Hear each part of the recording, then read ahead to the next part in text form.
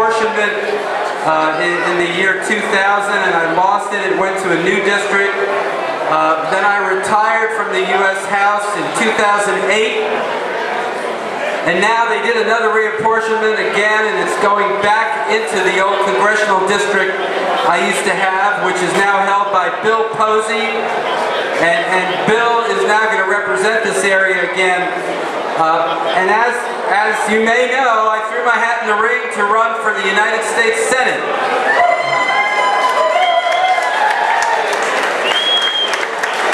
And why did I do that? Well, the reason I did that is, as I was traveling around the state and around this community, I heard the same message over and over again. We need a real conservative in this field. We needed an authentic conservative who will put the important issues in front of the voters in this primary and in this general election.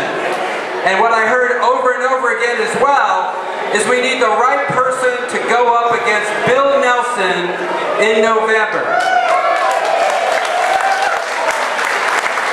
As some of you may know, we have some serious problems in this country. We've got problems here with cutbacks in our space program. We've got problems with deficit spending. We've got problems with too much regulation and too much unemployment, and the unemployment rate is too high. And I don't know about you all, but from my perspective, Bill Nelson is doing nothing to address those issues, the important issues facing our country today. We cannot continue to do business as usual as Bill Nelson would have us do. So we need the right candidate who will speak out on the right issue. And many of you know, when I was in Washington, D.C., I was not afraid to take up the critical issues. I was willing to stand up for the right to life. And I was willing to speak out and not just show up quietly and vote, but I was willing to actually introduce legislation. And some of you may know, I authored the legislation to ban human cloning, and I fought against destructive embryonic stem cell research. And yes, I fought to define marriage as a union between a man and a woman in the United States of America. And some people claim to be conservative, and then they run away from those issues. They're not willing to speak out. And why are those issues so important? Why are the moral issues and ethical issues so important? Well, I believe in my heart you cannot have a strong economy, you cannot have a strong nation unless you're willing to stand up for the moral and ethical issues. And let me tell you something else. If you look in the House and the Senate, and you look who's speaking out on those kind of issues, those are the same people who are voting conservative on fiscal issues. They're the same people who are voting conservatively on the policy issues like taxes. They're the ones who stand up and really fight for what the people in Titusville and the people in Brevard really believe in. And I'm willing to go, I'm willing to take the fight. We've got a lot of problems, but we can fix them. This is the greatest country in the world. Some of you may have seen in the press just today that the banking industries in Europe are in a panic and the economies around the world are starting to contract. And guess what all the investment people are wanting to do with their money? They're wanting to buy U.S. Treasury notes. Why is that? They consider buying U.S. bonds to be the safest thing. But it's not going to continue that way forever if we continue to borrow $1.2, $1.4 trillion a year. We've got the potential in this country to wake up someday and find out that our dollar, our currency, is declining in value, that it might actually be worthless. And the solution to this problem is not what Barack Obama is saying, raising taxes. We cannot tax our way out of this problem. We have to rein in spending. That's the only way we can do it. But we can do it if we have the will and if we're willing to send the right people to Washington, D.C. And we need comprehensive tax reform. We need to get rid of all these crazy loopholes. We need a tax code that encourages people to get married, not a tax code like the tax code we have, which discourages people from getting married. The institution of the family in the United States is the bedrock upon which our prosperity rests.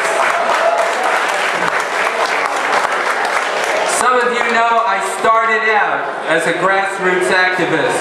I started out forming an organization called the Space Coast Family Forum years and years ago, maybe before some of you were born, maybe before some of you moved to this area.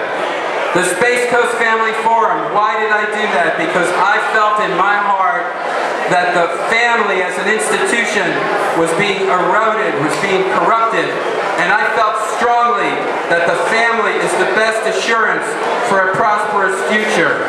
And today, as I take the fight into the Senate race, I'm willing to stand up and fight for family values. And I'm willing to stand up and fight for limited government. And most of all, I want to say, I want to reinvigorate the institution of our Constitution. In my opinion, the Constitution of the United States is the bedrock upon which our government rests.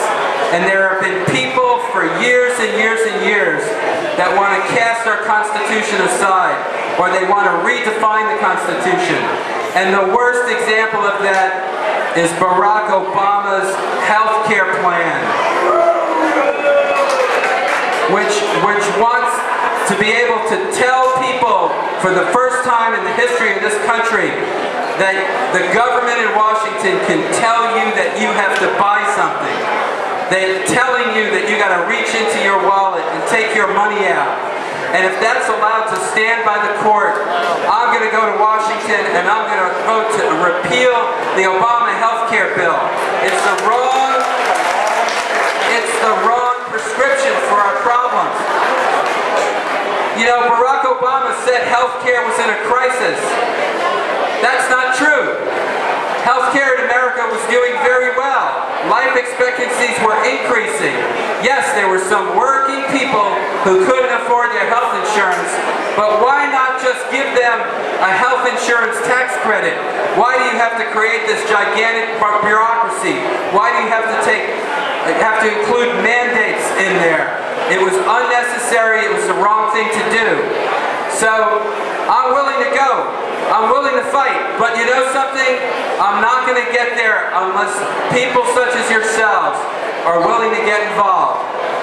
As you know, I'm getting in late, but I believe with your help, I can overcome that.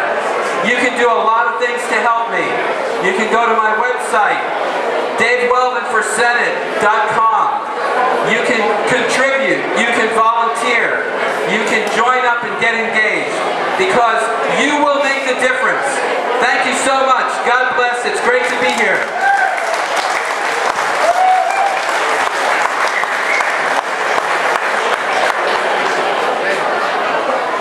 Boy, he said the word.